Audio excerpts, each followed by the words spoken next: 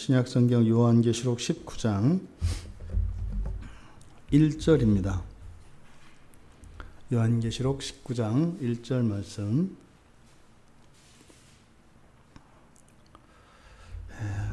2절까지 함께 읽겠습니다. 이 일 후에 내가 들으니 하늘에 허다한 무리의 큰 음성 같은 것이 있어 이르되 할렐루야, 구원과 영광과 능력이 우리 하나님께 있도다. 그의 심판은 참되고 의로운지라 음행으로 땅을 더럽게 한 큰 음녀를 심판하사 자기 종들의 피를 그 음녀의 손에 갚으셨도다. 아멘. 원래 이 설교 제목을 세세토록 올라가는 연기 이렇게 정했었는데 좀 한 절씩 나누어서 보아야 될 필요가 있어서 오늘은 19장 1절만 우리 함께 나누도록 하겠습니다. 그래서 19장 1절 말씀으로 설교할 때 할렐루야 찬양, 할렐루야 합창이라고 설교 제목을 정했습니다. 할렐루야 합창. 지금 19장 1절, 19장은 매우 특별한 장이고 또 그 시작부터 좀 특별하게 시작을 합니다. 이 일 후에 내가 들으니, 요한계시록에서 이 일 후에 라고 하는 표현이 나오고 그 다음에 관용적으로 쓰이는 것은 본이입니다. 그러니까 이 일 후에 요한이 계속 본 것을 증거합니다. 그런데 여기 19장 1절은 이 일 후에 요한이 들은 것을 기록하고 있다. 단 한 번만 이렇게 합니다. 이 일 후에 내가 들으니. 그러니까 지금까지 또 앞으로도 이 일 후에 무엇을 보았다 이렇게 이야기하던 사도 요한이 이제 18장까지는 이제 본다 이렇게 이야기를 하는데 여기 이제 19장 1절에서는 이 일 후에 들으니, 그러니까 이 19장이 18장까지의 국면과 완전한 단절이 있음을 이것을 나타냅니다. 그러니까 실제로 18장까지는 바벨론으로 나타나는 큰 음녀의 심판에 대해서 이야기를 했습니다. 그래서 그것이 다 마친 후에 이제는 요한이 들었다는 거예요. 근데 그가 들은 것은 바로 수많은 이들의 합창 소리 같은 할렐루야라고 하는 것입니다. 할렐루야, 할렐루야. 이제 할렐루야라고 하는 것은 여호와를 찬양하라 뭐 이런 뜻이죠. 그러니까 이것은 여기 그대로 헬라어로 이야기하지 않고 히브리어 그대로 이제 할렐루야라고 이야기를 했습니다. 실제 이것은 이제 7장 9절과 9절에서 10절의 그 장면과 유사한 그런 장면입니다. 근데 이 요한계시록 19장은 좀 굉장히 특별한 곳입니다. 그래서 신약 성경에 유일하게 그 히브리어 할렐루야라고 하는 말이 사용되는 본문이에요. 그러니까 여기 19장만 할렐루야라고 라는 말을 사용합니다. 신약 성경에서. 여러분 왜 핸델 아시잖아요. 핸델의 그 유명한 그 오라토리오 중에 메시아, 뭐 세계적으로 뭐 이건 유명한 것이고 또 핸델의 작품 중에서 가장 뛰어난 걸작이 이 메시아라고 하는 오라토리오입니다.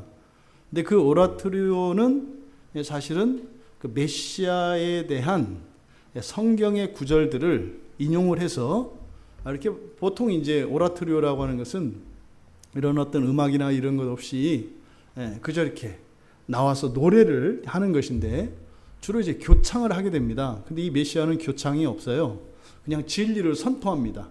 그러니까 예수 그리스도께서 이 땅에 성육신하신 것, 그리고 고난당하시고 십자가에 죽으시고 부활하신 것, 그리고 승천하신 것. 그래서 하나님의 백성들을, 그 죄인들을 구원하신 그 내용들, 그리고 장차 다시 오시는 그 예수 그리스도의 영광을 노래한 것이 메시아예요. 그러면 이 메시아라고 하는 그 오라토리오는 그러니까 여러 노래들입니다. 이렇게 이제 3부로 되어 있는 이 메시아 가운데에서 사실은 그 중에 이제 최고라고 할 수 있는 노래가 할렐루야 찬양이에요. 할렐루야. 그 바로 핸델의 오라토리오 메시아에서 가장 최고로 꼽을 수 있는 그 할렐루야 찬양의 배경이 바로 여기 요한계시록 19장입니다. 요한계시록 19장을 배경으로 해서 그 할렐루야 찬양이 사용된 겁니다.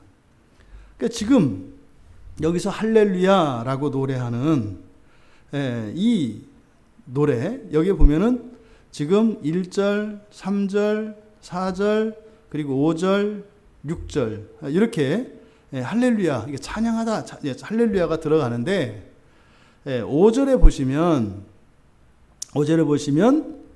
찬송하라 이렇게 되어 있죠. 하나님의 종들 곧 그를 경외하는 너희들아, 작은 자나 큰 자나 다 우리 하나님께 찬송하라. 그러니까 하나님께 찬송하라. 여기 이제 여기는 이제 헬라어로 쓰여 있어요. 그래서 아이네이테, 그래서 이 아이네오라고 하는 헬라어입니다. 근데 이게 히브리어로는 할렐루야하고 같은 거예요. 근데 굳이 이것을 이제 나누어서 이 5절에는 헬라어로 쓰고, 그리고 나머지 1절, 3절, 4절, 6절에는 히브리어 할렐루야를 그대로 쓴 겁니다. 그러니까 이것은 분명히 어떤 이유가 있겠죠. 그러니까 어쨌든 이 요한계시록 19장의 이 서막에서 나오는 할렐루야라고 하는 이것은 사실 굉장히 특별한 의미를 갖고 있습니다. 특별히 구약 성경에서 시편을 보면 103편 이전까지는 할렐루야가 나오지 않습니다.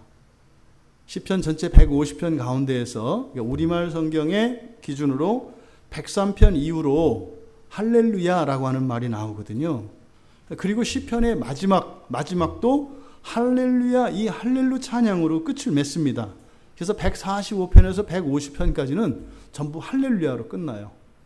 시편의 이런 구조와 이런 요한계시록의 이 구조가 매우 유사합니다. 그러니까 이것은 마치 천지를 창조하시고 그 이후에 인간의 타락이 있고, 타락과 범죄와 불신앙과 불순종, 숱한 패악한 것들이 있습니다만 그 마지막 최종적인 그 하나님의 창조의 끝에 일어날 그 놀라운 그 해피엔딩을 예고하는 것이 이 할렐루야인 거죠. 그러니까 지금 19장 1절에서 6절까지 이렇게 할렐루야가 찬양하라 라고 하는 말이 이렇게 반복되어지는데, 사실 이 뒤에 있는 내용은 뭐예요? 어린 양의 혼인잔치입니다. 그러니까 이 지금 혼인잔치를 앞둔 이런 축제 분위기, 이런 떠들썩한 분위기, 그것을 19장의 서론에서 지금 다루고 있는 겁니다. 그러면 여기서 할렐루야라고 히브리어를 사용해서 할렐루야라고 했는데, 이거는 헬라어로 하면은 그냥 아이네오라고 하는 헬라어와 같은 뜻이에요. 단지 히브리어를 썼느냐 헬라어를 썼느냐 그 차이일 뿐이죠. 그럼 이렇게 하나님을 찬송하는 내용이 여기만 나오는가? 그렇지 않습니다. 이제 신약 성경 안에 이렇게 지금 여기에서처럼 이렇게 합창으로 할렐루야를 부르는 이런 장면들이 신약 성경 안에 나타납니다. 첫 번째로는 누가복음 2장을 보면 바로 예수 그리스도께서 성육신 하시는 장면이에요.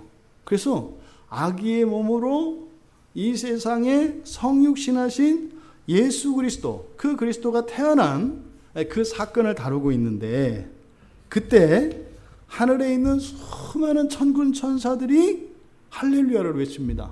그게 누가복음 2장에 나와요.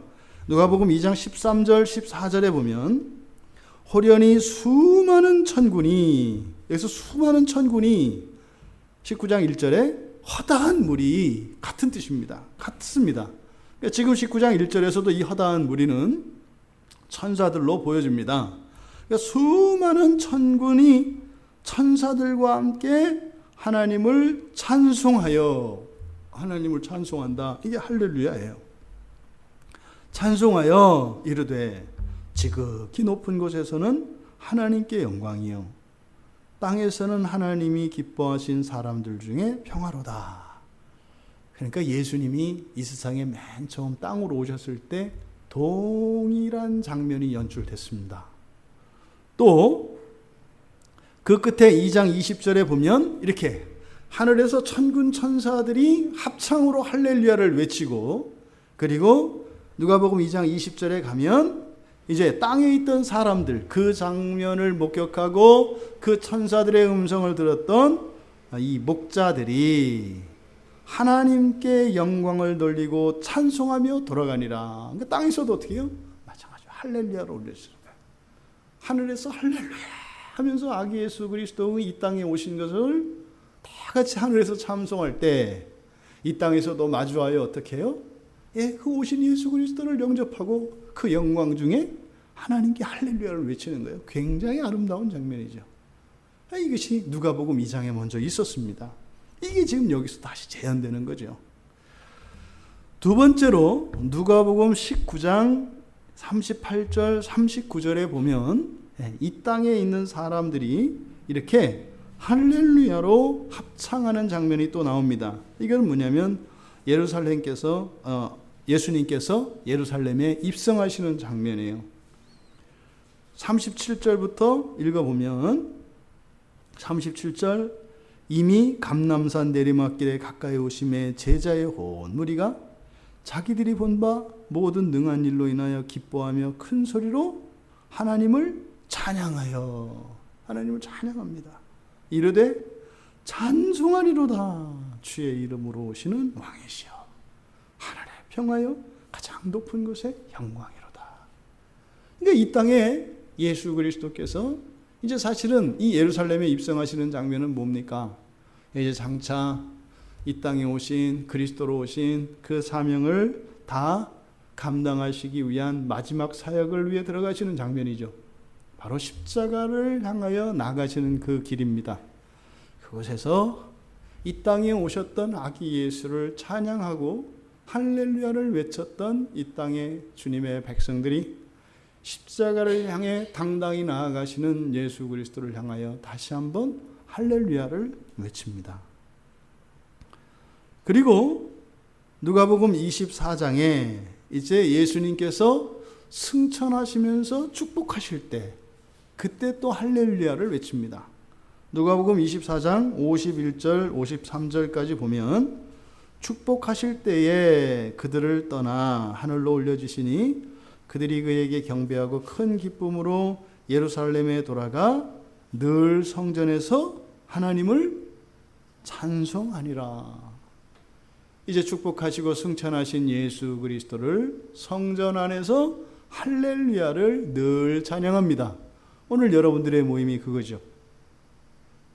우리를 구원하시고 승천하시고 하늘보좌 우편에서 우리의 하루를 다스리시고 우리의 인생을 주관하시며 우리의 구원을 변함없이 이루어 가시는 그 예수 그리스도를 우리는 할렐루야로 외치는 거죠. 그것이 오늘 우리들이 이 자리에 모인 이유이고, 또 사실은 우리가 목소리로 찬양하고 또 하나님의 말씀을 들며 그 하나님의 말씀에 대한 은혜로 감사와 감격으로 하나님께 찬양을 올려드리는 것이죠. 이것이 성도들의 삶 속에서 일어나는 할렐루야입니다. 그리고 이제 사도행전에 오순절 성령 강림 사건 때 이제 교회가 세워질 때 또 이제 할렐루야를 외칩니다. 사도행전 2장 43절에서 47절까지 보면 사람마다 두려워하는데 사도들로 말미암아 기사와 표적이 많이 나타나니 믿는 사람이 다 함께 있어 모든 물건을 서로 통용하고 또 재산과 소유를 팔아 각 사람의 필요를 따라 나눠주며 날마다 마음을 같이하여 성전에 모이기를 힘쓰고 집에서 떡을 떼며 기쁨과 순전한 마음으로 음식을 먹고 하나님을 찬미하며 또 온 백성에게 칭송을 받으니 주께서 구원받는 사람을 날마다 더하게 하시니라. 47절에 하나님을 찬미하며, 이것이 할렐루야인 것이죠. 바로 이 교회의 영광을 통해 또 이 땅에 하나님의 백성들이 하나님께 할렐루야로 합창을 부르게 됩니다. 그리고 한 번 더 사도행전 3장에서 날 때부터 불구되었던 자를 요한과 베드로가 그를 일으키는 장면이 나옵니다. 사도행전 3장 6절에서 10절에 보면 이제 베드로가 날 때부터 평생 불구로 안전뱅으로 지나는 그에게 베드로가 외칩니다. 은과 금은 내게 없거니와 내게 있는 이것을 내게 주노니 예수 나사렛 예수 그리스도의 이름으로 일어나 걸으라 하고 오른손을 잡아 일으키니 발과 발목이 곧 힘을 얻고 뛰어 서서 걸으며 그들과 함께 성전으로 들어가면서 걷기도 하고 뛰기도 하며 하나님을 찬송하니 모든 백성이 그 걷는 것과 하나님을 찬송함을 보고 놀랐다. 여러분, 우리의 삶 속에서 일어나는 하나님의 구원의 일들, 예수 그리스도의 그 구원의 일들을 우리가 겪을 때 또 그 하나님의 은혜를 덧입은 자들에게서 할렐루야 하는 소리가 외쳐지게 되는 것입니다. 그래서 로마서 15장 10절에서 12절에 보면 사도 바울이 이방인들에게 명령을 해요. 열방아, 열방들아는 이방인이죠.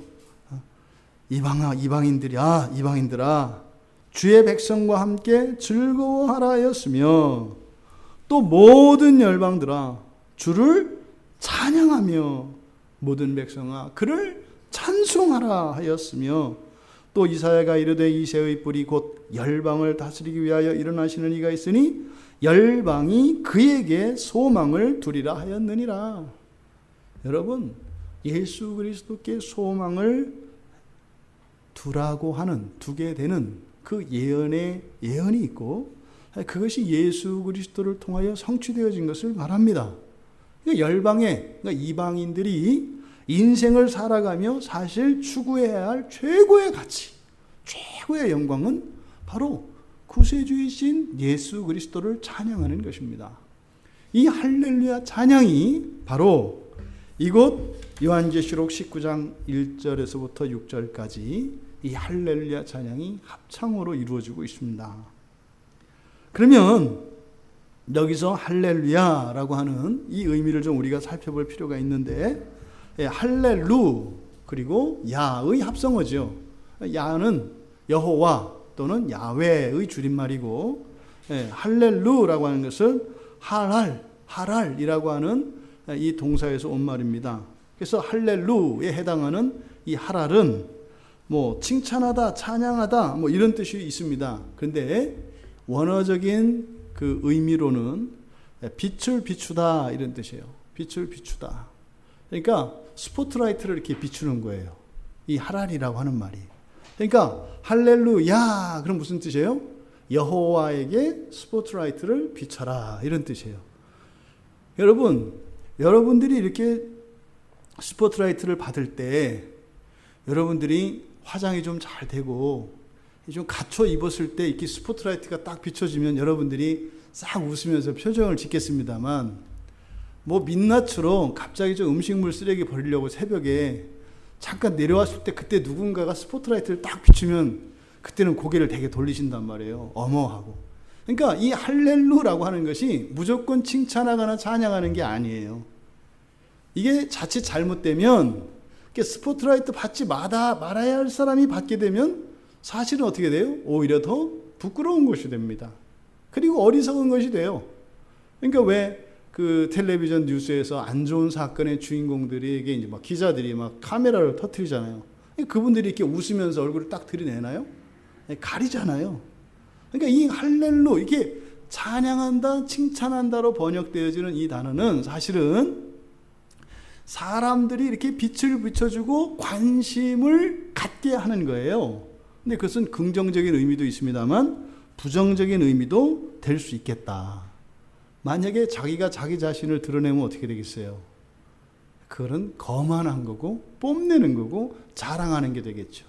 그러니까 이것은 누군가에 의해서 이렇게 비춰질 때, 그리고 그렇게 내가 비춰질 때 그 내가 떳떳하고 아름다운 상태일 때라야 사실은 이 할렐루라고 하는 말이 긍정적으로 쓰일 수 있는 것이죠. 근데 우리는 자신 있게 할렐루야 할 수 있습니다.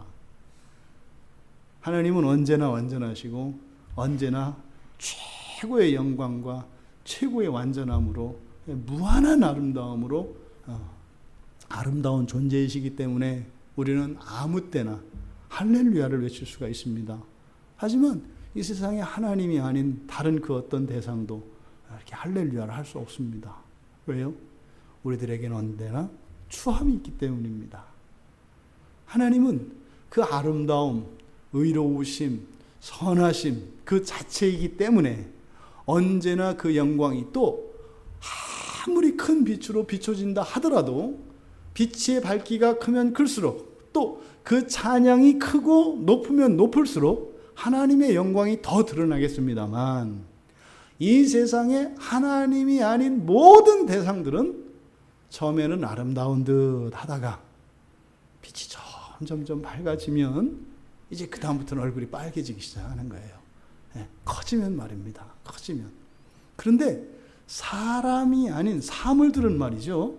사실은 빛의 밝기가 밝아지면 우리가 감탄하게 됩니다. 아무것도 아닌 이런 자연물들을 말하는 거예요. 인공물 말고. 아무것도 아닌 것 같고 별것 아닌 것 같이 보이는 이런 나뭇이파리. 우리들이 사실은 그 눈이나 물방울의 결정체를 가끔 확대된 사진들을 봐요. 하늘에서 막 떨어져서 겨울에 길을 질척거리게 하는 눈이나 이 결정체 여러분들 보신 적 있으시잖아요. 크게 확대돼서 얼마나 아름다워요. 그렇죠? 그러니까 사실은 그렇게 크게 확대한다는 것은 무슨 의미냐면 빛의 밝기를 더하게 하는 거예요. 빛의 밝기를 더하면 그렇게 더 드러나는 거죠. 그게 이제 우리에게는 크기가 큰 것으로 나타납니다. 그러니까 하나님의 창조물들은 말이지요. 사실상 있는 그대로를 이렇게 빛의 밝기를 더하면 그것을 만드신 하나님의 영광이 나타나게 돼 있어요. 근데 빛이 어두워서 안 보이는 거죠. 이 세상에 죄가 들어오면서 어둠이 깔렸기 때문에 실체가 안 드러난다고요. 그런데 단 하나, 우리들의 마음은 빛이 밝아지면 참으로 참담하고 비참한 우리들의 내면을 보게 돼요. 오히려 이렇게 연약해지고 소멸당하는 것 같은 육체가 지금 당장 하나님의 빛이 비춰졌을 때 사실은 사람들에게 전혀 인정받지 못하는, 오히려 다른 사람들보다 건강이 없어서 연약해 보이는 그 몸조차도 사실은 하나님의 빛으로 한껏 비춰서 그것을 드러내면 거기에는 놀라운 아름다움이 있습니다. 근데 우리 마음은 안 그래요. 우리의 마음 속에 있는 이 어둠과 이 추악함은 이루 말할 수가 없어요. 우리의 마음에 빛이 비춰지면 어떻게 되겠어요? 우리 마음에서 떠올랐던 모든 생각들이 다 드러납니다. 우리는 떠올렸다가 이미 잊혀졌고 기억도 못하는 그 모든 생각들이 빛이 더해지면 그게 환하게 드러날 텐데 차마 그것은 우리들이 볼 수 없습니다. 사실 그래서 하나님께서 가장 관심을 두시는 부분이 어디예요? 우리의 마음이라고요. 우리의 마음이에요. 육체는 이 지상을 사는 동안 하나님은 우리의 육체의 그 연약함과 또 병든 것으로 인하여 겪는 고통에 대해서 긍휼히 여기십니다. 그래서 실제로 놀라운 기적적인 방식으로 우리의 병든 몸을 고쳐주시기도 해요. 하지만 보다 근본적인 것은, 근본적인 관심은 우리의 마음에 있습니다. 우리의 마음에. 이게 사실 홍수 심판이 이 세상에 일어나게 되었던 결정적인 이유가 우리의 마음이었습니다. 이 세상이 악으로 가득했을 때 하나님께서 심판하지 않았습니다. 근데 그 악이 우리의 마음을 덮었을 때, 우리의 마음에 그 악이 가득하였을 때 하나님께서 쓸어버리세요.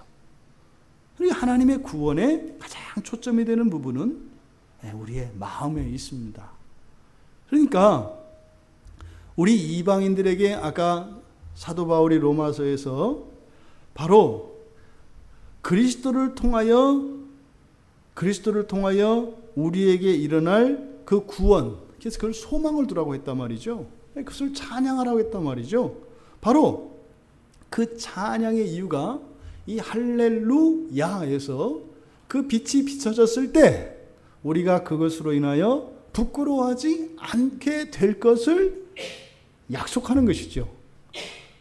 빛이 아무리 이 해의 빛이 아니라 해의 빛으로는 도저히 밝힐 수 없는 작고 어둡고 후미진 그 모든 것까지 하나님의 영광이 비치면 다 드러날 것인데 그 가운데에서 우리는 하나님을 찬양하게 될 것이라는 거예요.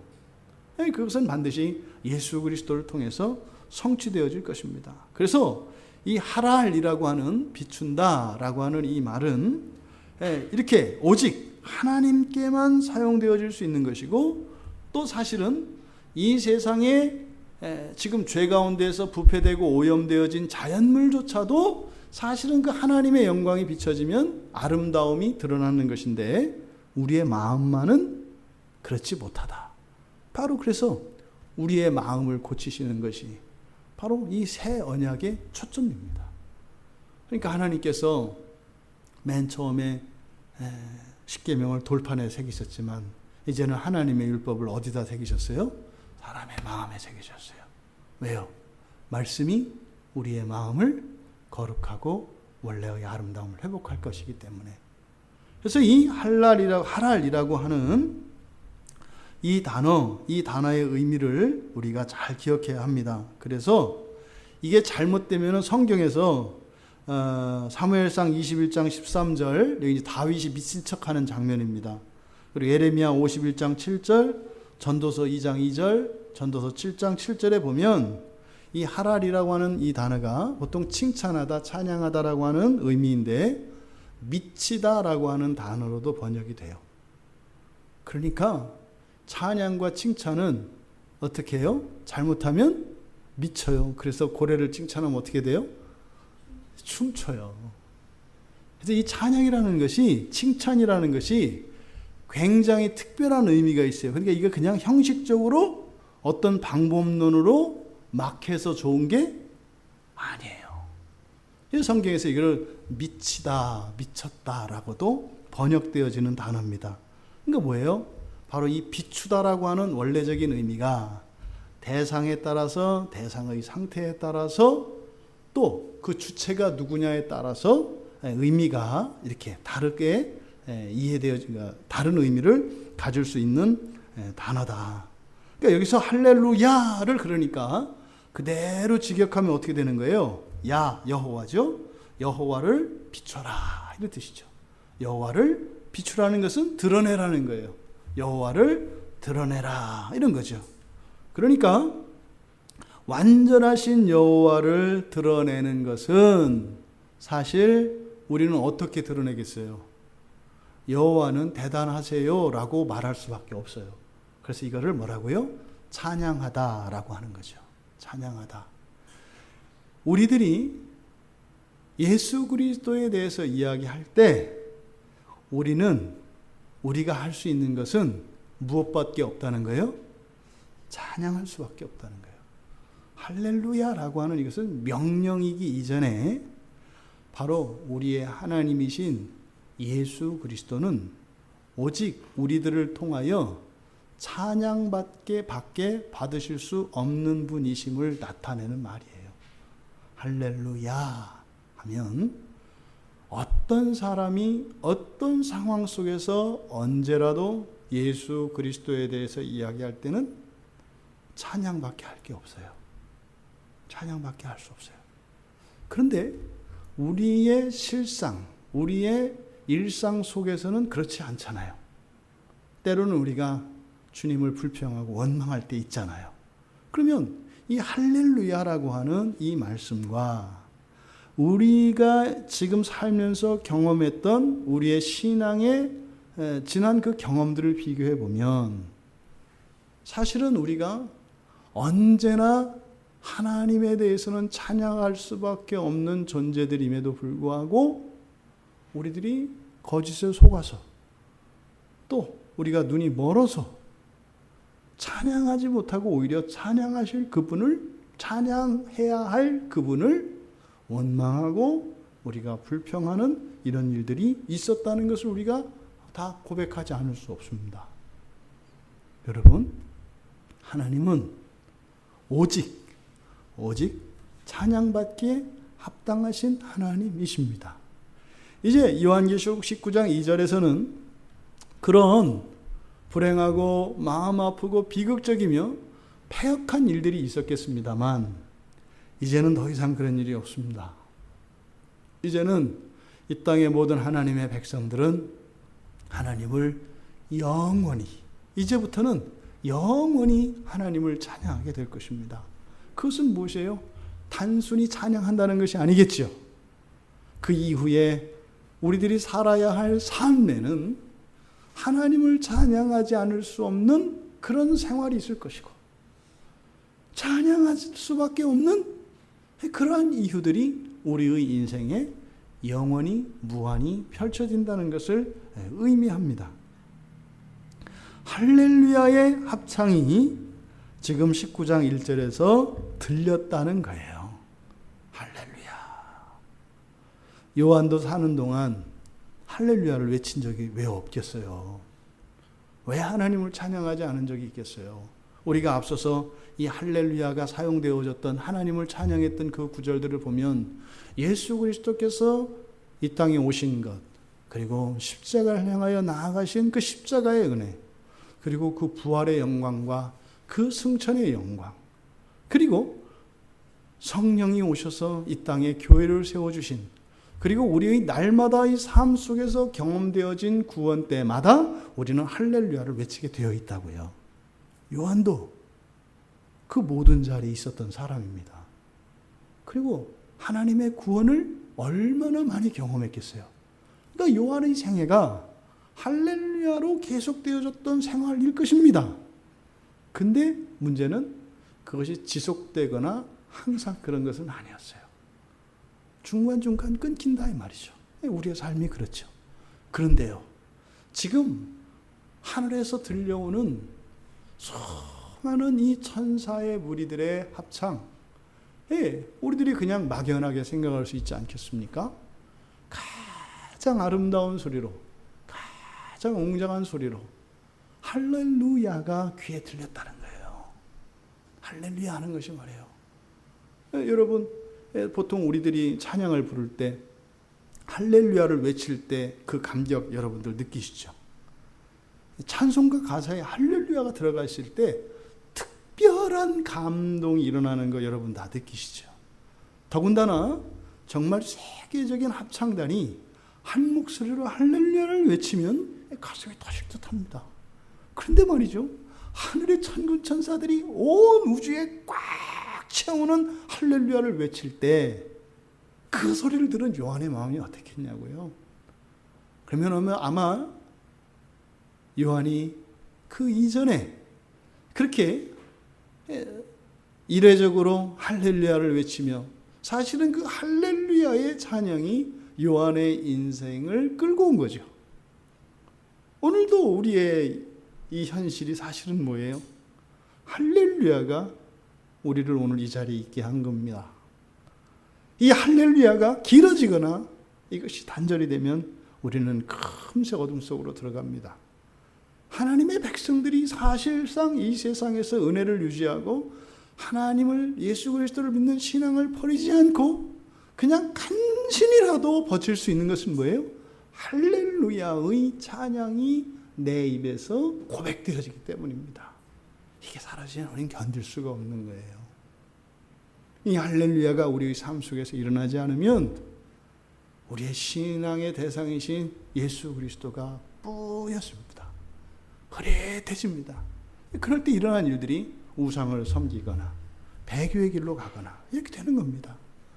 이게 지금 요한은 다시는 중단이 없는, 그리고 빈 곳이 없는 완전한 그 할렐루야의 합창을 지금 듣고 있습니다.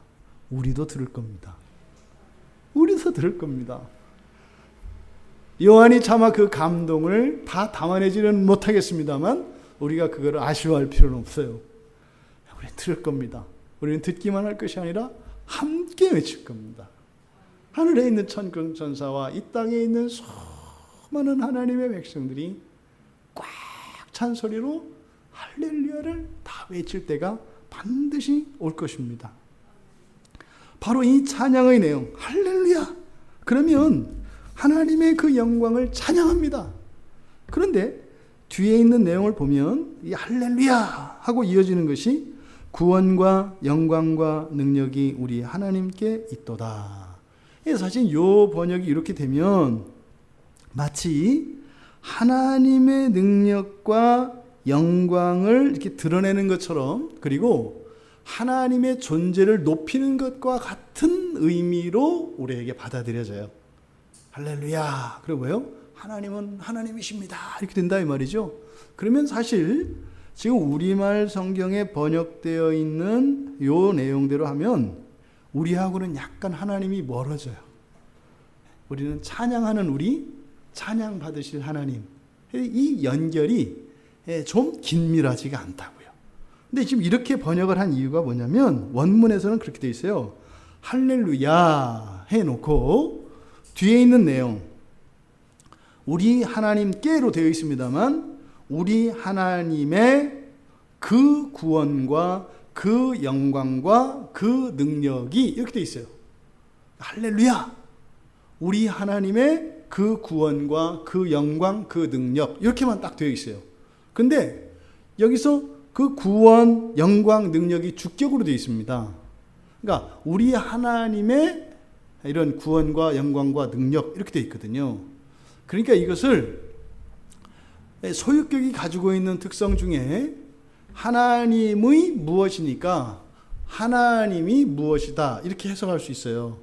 근데 지금 우리말 성경에서는 뭐라 그랬어요? 하나님께 있도다 그랬잖아요.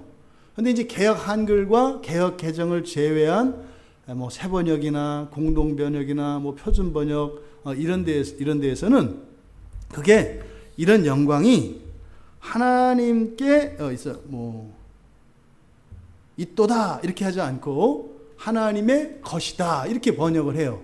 그러니까 그게 이제 속격이기 때문에, 그러니까 소유격이기 때문에 그렇게 번역을 한 거예요. 근데 그렇게 하든 이렇게 하든 원문의 그 할렐루야, 그 요한이 이야기하는 할렐루야의 이 의미가 잘 드러나지 않아요. 이 사실은 제일 중요한 것은 뭐예요? 우리를 구원하신 하나님과 우리의 하나됨입니다. 무엇을 통해서? 할렐루야를 통해서. 근데 지금 이 순간 하나님과 사람 사이에 이렇게 떨어지는, 왜요? 영광 받으실 하나님과 영광 돌려야 할 사람으로 이렇게 분리가 일어난다고요. 이렇게 해석을 하면. 그래서 이렇게 하는 것보다는 할렐루야, 할렐루야, 할렐루야니까 뭐겠어요? 여호와를 찬양하라 그러는 거니까 우리가 찬양할 것은, 우리가 하나님을 찬양할 것은 우리 하나님의 그 구원과 그 영광과 그 능력이다. 이렇게 번역하는 것이 훨씬 더 이 할렐루야 의미를 드러냅니다. 어떻게요?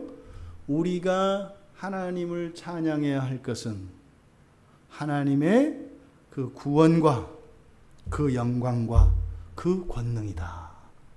여기서 그 구원, 그 영광, 그 권능, 사실은 이렇게 그라는 말 정관사를 쓰지 않아도 되거든요. 그러니까 하나님의 구원, 영광, 그리고 권능 이렇게 된다 이 말이에요. 왜? 소유격이 있으니까. 그런데 거기다가 다시 정관사를 써서 하나님의 그 구원, 그 영광, 그 권능 이렇게 이야기를 해요. 그러니까 이것은 단순히 그냥 하나님의 어떤 능력과 하신 일들을 말하는 게 아니죠. 왜요? 원래 관사는 명사에 붙이는 거예요. 그죠? 어떤 구체적인 것에 붙인다고요. 그러니까 여기서 의도한 바는 하나님께서 구원하신 그 공로, 또 하나님의 놀라운 그 영광, 또 하나님의 그 엄청난 전능하신 그 권능, 이것을 얘기하려고 하는 게 아니에요. 왜요? 거기다 그라는 말을 자꾸 붙여요. 그러니까 하나님의 그 구원, 그 영광, 그 권능, 이건 지금 뭘 얘기하려고 하는 것 같으세요? 그렇죠. 하나님의 능력을 그렇게 어떤 우리가 서술하는 식으로 하나님은 이런 분이다, 하나님에 관한 지식을 얘기하려는 게 아니에요. 바로 누구예요? 성경에서 할렐루야가 신약 성경에서 할렐루야 이것이 헬라어로 쓰였을 때는 다 예수 그리스도의 구속 사역과 관계되어 있다고 말씀을 드렸죠. 그러니까 지금 여기서 그 구원, 그 영광, 그 권능은 바로 예수 그리스도를 드러내는 거예요. 예수 그리스도를. 그러니까 예수 구리스도가 또 사실 하나님이시거든요.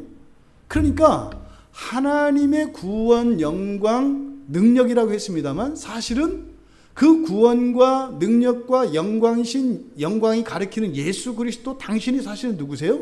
하나님이시라고요.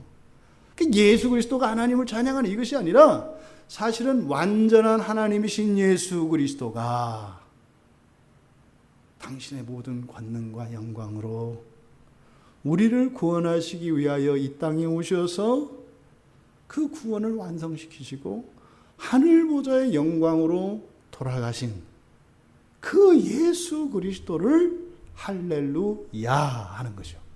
그 여기서 야는 누구겠어요? 예수 그리스도가 되는 거예요. 예수 그리스도. 구약에서 외쳤던 할렐루야는 여호와 야훼 하나님을 찬양하라 하는 것이었어요. 시편의 마지막을 장식했던 모든 인생의 끝은 할렐루야로 끝난다는 거예요.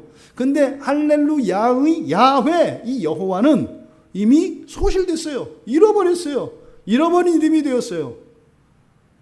구약에 있는 모든 할렐루야는 누구를 향해서 와요? 예수. 그러니까 지금 계시록 19장에서 이야기하는 할렐루야는 사실상 구원과 구속의 완성뿐만 아니라 구약에서부터 이루어졌던 아담의 창조로 노아로 아브라함으로 족장들로 이스라엘의 역사로 쭉 계속되어졌던 그 구원이 바로 예수 그리스도 한 분께 찬양과 영광이 돌려져야 한다는 것을 요한은 이야기하고 있는 것이다. 굉장히 감격스러운 장면입니다. 여러분, 예수 그리스도는 하나님의 모든 능력이십니다. 예수 그리스도는 하나님이 이 세상에 나타나셨던 영광입니다. 과거에 아브라함에게 또 모세에게 숱한 선지자들에게 천사의 모습으로 나타나기도 하시고 또 불꽃과 같이 나타나시기도 하셨던 그 하나님의 영광이 사실은 예수 그리스도이신 것이죠. 그 예수 그리스도가 이 세상에 왔는데 어떻게 하나님을 영접하지 않을 수가 있었을까요? 이것은 이 세상의 죄와 사단의 권세가 결코 만만치 않은 것임을 확실히 보여주는 것입니다. 오늘 이 자리에 있는 우리가 예수를 하나님으로 믿어요. 예? 예수님과 동시대에서 예수님이 친히 이적을 일으키시고 그 육성으로 말씀을 들려주는 그 자리에서도 예수 그리스도를 영접할 수 없었는데, 그 영광의 빛을 볼 수가 없었는데, 성경 계시를 통해서 우리는 하나님의 영광을 봐요. 우리는 그 예수에게서 하나님의 구원을 봐요. 그 능력을 봐요. 이것이 얼마나 복되고 얼마나 영광스럽고 얼마나 특별한 하나님의 은총을 입은 것인가 하는 것을 기억해야 합니다. 2000년 교회 역사의 소원이에요. 인류의 소원이 바로 이겁니다. 그 창조주 하나님의 영광을 알고 그 권능으로 그 구원을 입는 것, 그것이 오늘날 교회를 통하여 일어나고 있는 겁니다. 또 우리들 한 사람 한 사람을 통하여 우리들의 삶의 자리에서 그 영광이, 그 권능이 또 다른 구원으로 나타나고 있는 것입니다. 우리 안에서 고백되어지는 할렐루야가 이제 다른 애들의 입속으로 그렇게 할렐루야로 이 땅에서 점점점 울려 퍼지는 겁니다. 이미 하늘에서 할렐루야는 외쳐지고 있습니다. 이 땅에서 들려지는 할렐루야가 한 날 한 날 시간이 가면 갈수록 커지는 거죠. 여러분, 어제보다 오늘 이 땅에서 불려진 합창의 할렐루야 합창은 훨씬 크고 아름다워졌습니다. 내일은 더 크고 더 웅장해질 것입니다. 우리가 말입니다. 이 할렐루야의 찬양, 바로 우리의 구세주 되신 예수 그리스도의 그 영광과 그 능력과 그 구원하신 은혜에 대하여 할렐루야 찬양이 끊임없이 일어나야 합니다. 하지만 우리의 할렐루야는 먼저 성경의 객관적인 계시에 기초합니다. 이것이 주관적으로 자의적으로 되어서는 안 돼요. 반드시 성경에 계시되어진 객관적 계시에 기초해야 합니다. 그래서 예수 그리스도의 지상사역과 천상사역, 그리고 예수 그리스도께서 나타내어 주신 모든 영광과 구원의 일들을 우리가 성경 계시를 통하여 먼저 받아들여야 합니다. 또 그것이 다가 아닙니다. 성경의 객관적 계시에 기초하여 이제 우리들 각자의 개인의 삶 속에서 일어나는 예수 그리스도의 구원의 일들이 주관적으로 아름답게 장식되어야 합니다. 그래서 우리들 개개인이 부르는 할렐루야는 성경적 계시의 객관적 계시에 기초하고 있다는 점에서 같은 찬양이고 합창이 되겠습니다만, 우리들 개인의 삶 속에서 주관적으로 경험되어지는 그것을 통해서 여기에 하모니가 일어납니다. 할렐루야는 그냥 하나의 소리가 아닙니다. 하나의 음정과 하나의 박자가 아닙니다. 여기는 개개인의 주관적인 은혜의 체험과 그 구원의 경험을 통해서 아름답게 장식되어지는 겁니다. 그런데 이것이요, 성경 계시의 객관성에 기초하고 있기 때문에 불협화음이 아닙니다. 저마다의 할렐루야를 외치겠습니다만 이것이 놀라운 하모니를 이뤄냅니다. 이것은 마치 우주에 지금 떠있는 별들이 운행하면서 부딪히지 않는 것과 같습니다. 여러분, 이 할렐루야의 찬양이 다 함께 합창으로 울려 퍼지되 단조로운 흑백의 찬양이 아니라 우리 개개인의 삶 속에서, 일상 속에서 경험되어지는 또 그 주관적인 경험, 그리고 터져나는 새로운 언어들을 통해서 그렇게 할렐루야의 찬양이 더 넓어지고 깊어지고 더 높아지고 커가기를 주님의 이름으로 축원합니다. 우리의 삶이 할렐루야의 삶인 것을 기억하시기 바랍니다. 우리는 같은 할렐루야를 외칩니다. 하지만 또 다른 할렐루야를 외치게 되어 있습니다.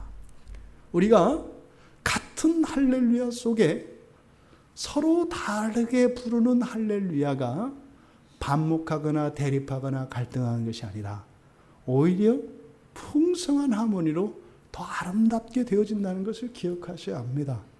그래서 이 땅에 있는 모든 교회가 하나인 거예요. 이 세상에 있는 모든 그리스도인이 하나의 할렐루야를 부르되 다르게 부름으로써 풍성하게 하는 것이에요. 이 예수 그리스도를 믿는 믿음 안에 있는 이 기독교의 웅장한 진리가, 이 심오한 진리가 우리 삶 속에 힘이 되고 여러분의 삶의 기쁨과 행복의 원천이 되기를 바랍니다. 여러분, 할렐루야를 합창합시다. 같은 노래를 부릅시다. 하지만 우리들의 삶 속에서 날마다 이 할렐루야의 색깔과 빛과 크기와 광채가 날마다 더욱 온전해지시기를 주님의 이름으로 축원합니다. 우리 말씀을 생각하며 같이 기도하겠습니다.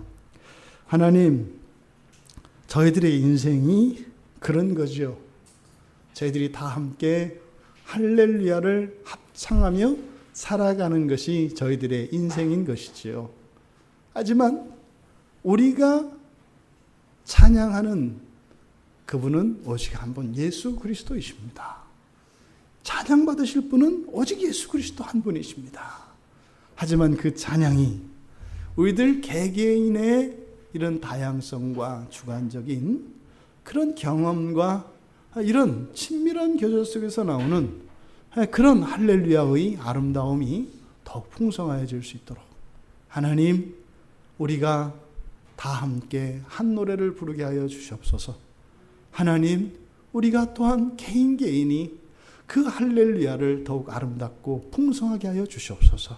우리의 인생 안에 드러나는 그 하나님 예수 그리스도의 구원과 그 영광과 능력이 날마다 넘쳐나는 우리 모두를 통해서 아직 듣지 못한 이들에게 요한이 들었던 그 할렐루야가 아직 들리지 못했던 이들에게 그렇게 날마다 들려지는 은혜가 더하여지기를 우리 하나님께 기도하겠습니다.